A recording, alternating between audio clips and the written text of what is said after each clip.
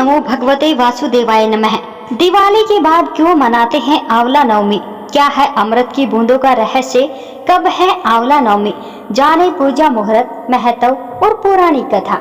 इस वीडियो में हम आपको संपूर्ण जानकारी देने वाले हैं। आंवला नवमी को अक्षय नवमी भी कहते हैं। इस दिन किए गए धर्म कर्म के कार्य अक्षय पुण्य प्रदान करते हैं। आंवला नवमी पर विष्णु जी की पूजा का विधान है। दिवाली के बाद कार्तिक माह के शुक्ल पक्ष की नवमी विष्णु जी की पूजा के लिए बहुत ही खास मानी जाती है। इससे लक्ष्मी की प्राप्ति होती है। इसे आंवला नवमी और अक्षय नवमी के नाम से भी जाना जाता है। इस दिन महिलाएं आंवले के पेड़ के नीचे बैठकर संतान की प्राप्ति, आरोग्य, घर की सुख शांति, धन लाभ और बच्चों की रक्षा के लिए पूजा करती हैं। आंवले के पेड़ को पूजनीय वृक्ष माना गया है। कहते हैं इसमें विष्णु जी वास करते हैं। धार्मिक मान्यताओं के अनुसार आंवला नवमी से आंवले के पेड़ में भगवान विष्णु का वास होता है और कार्तिक पूर्णिमा तक उसमें श्री हरि का वास रहता है। आंवला नवमी को अक्षय नवमी और कुष्मांड नवमी भी कहते हैं।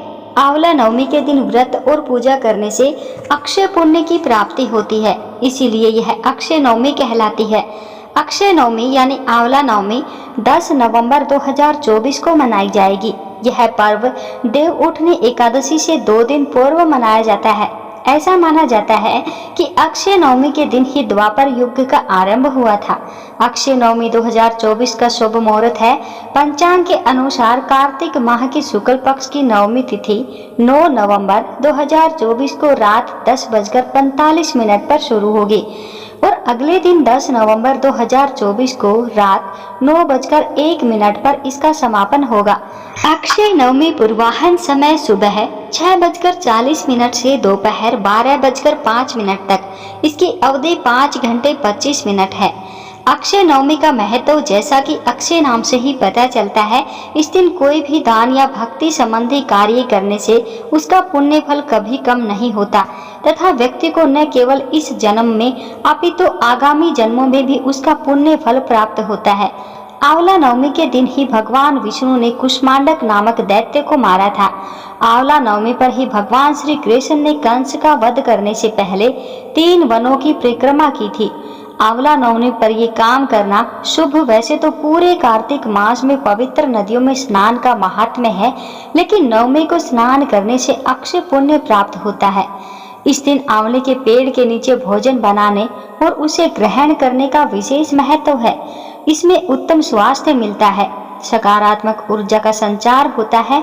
अक्षय नवमी के शुभ अवसर पर मथुरा वृंदावन की परिक्रमा भी की जाती है। इसके फलस्वरूप व्यक्ति वैकुंठ धाम में स्थान पाता है। आंवला नवमी के महत्व। आंवला नवमी से आंवले के वृक्ष में भगवान विष्णु का वास होता है। इस वजह से आंवले के पेड़ की पूजा करते हैं और आंवले का भोग लगाते हैं। आंवले को ही प्रसाद रूप में ग्रहण करते हैं।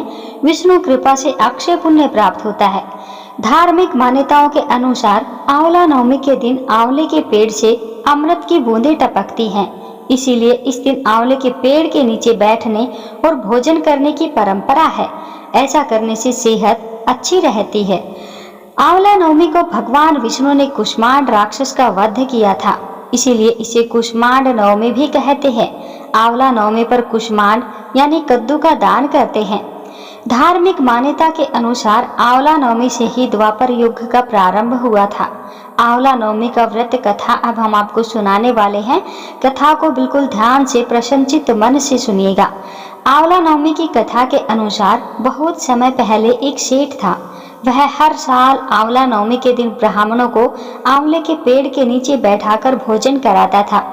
इसके साथ ही सोना चांदी आदि भेंट में देता था, लेकिन यह सब चीजें सेठ के बेटों को बिल्कुल भी अच्छी नहीं लगती थी। ऐसे में वह अपने पिता से खूब झगड़ते थे। इन सब चीजों से तंग आकर सेठ ने घर छोड़ दिया और दूसरे गांव में जाकर बस गया। इसके साथ ही जीवन यापन के लिए एक छोटी सी दुकान रख ली। इसके साथ ही उस दुकान के आगे एक आंवले का पेड़ लगाया। भगवान की कृपा इतनी हुई कि दुकान खूब चलने लगी। इसके साथ ही उसने अपने नियम को न तोड़ते हुए हर साल आंवला नवमी के दिन विधिवत पूजा करने के साथ ब्राह्मणों को भोजन कराकर दान देता था। वहीं दूसरी ओर सेठ के पुत्रों का व्यापार जो था वो ठप हो गया। ऐसे में सेठ के बेटों को समझ आने लगा कि वो अपने पिता के भाग्य से ही खाते थे। अपनी गलती समझकर वे अपने पिता के पास गए और अपनी गलती की माफी मांगने लगे। फिर पिता के कहने के बाद उन्होंने भी आंवले के पेड़ की पूजा करनी शुरू की और दान करने लगे। इसके प्रभाव से सेठ के बेटों के घर पहले की तरह खुशहाली उनके घरों में आ गई और सुख समृद्धि के साथ वो अपने घरों में रहने लगे। कार्तिक शुक्ल नवमी तिथि को आंवला नवमी होती है। आंवला नवमी के दिन व्रत रखकर आंवले के पेड़ और भगवान विष्णु की पूजा करते हैं। आंवला नवमी के दिन व्रत और पूजा करने से अक्षय पुण्य की प्राप्ति होती है, इसलिए यह अक्षय नवमी कहलाती है। धार्मिक मान्यता के अनुसार आंवला नवमी से ही द्वापर युग का आरंभ हुआ था। आंवला नवमी कार्तिक माह की शुक्ल पक्ष नवमी तिथि को होती है। आंवला नवमी के दिन व्रत रखकर आंवले के पेड़ और भगवान विष्णु की पूजा करते हैं। अक्षय नवमी पर आंवले के पेड़ के नीचे भोजन करें, माता लक्ष्मी इससे प्रसन्न होगी। बोलिए जय श्री कृष्णा, राधे राधे। दोस्तों, आपको ये जानकारी कैसी लगी और हमारी कथा आपको अगर अच्छी लगी हो तो कमेंट बॉक्स में जय श्री कृष्णा की हाजिरी जरूर लगाइएगा। वीडियो को अन्य लोगों के साथ भी शेयर कीजिएगा और ऐसी ही नई नई कहानियाँ सुनने के लिए, नई नई जानकारियाँ प्राप्त करने के लिए हमारे चैनल को सब्सक्राइब करके बेल आइकन पर भी प्रेस अवश्य ही करें।